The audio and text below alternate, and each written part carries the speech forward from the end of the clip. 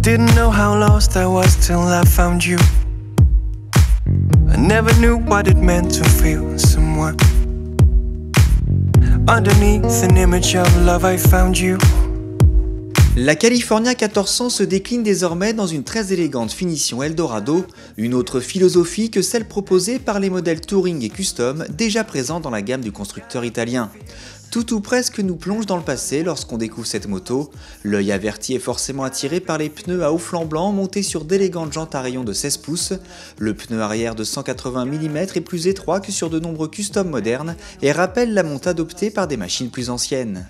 Esthétiquement, on retrouve à l'avant le phare polyelliptique à LED qui caractérise la California, un élément pas franchement vintage pour le coup.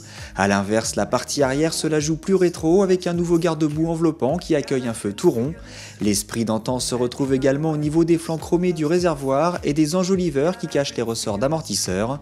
L'accueil à bord évolue sensiblement avec une nouvelle selle bien large située à seulement 724 mm du sol. Sa forme et son ergonomie confèrent un excellent confort général.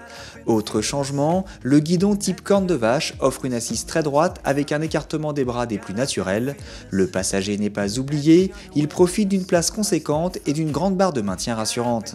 Avec son bicylindre en V transversal de 1380 cm3 qui n'est avare ni de couple ni de sensation et une cavalerie bien présente de 96 chevaux, la Moto Guzzi Eldorado ne manque pas de répondants.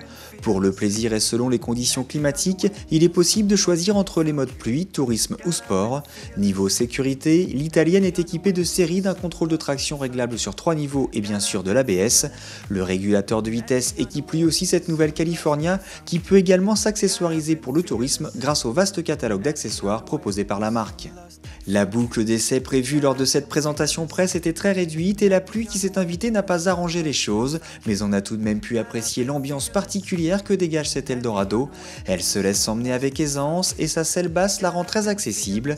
Avec sa garde au sol réduite et sa position de guidon spécifique, l'italienne ne profite pas franchement de son mode sport, à contrario du mode pluie qui sécurise nettement la conduite sur sol glissant.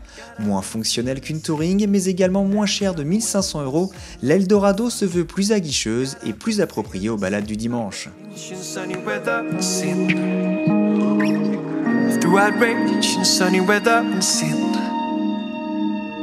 I believe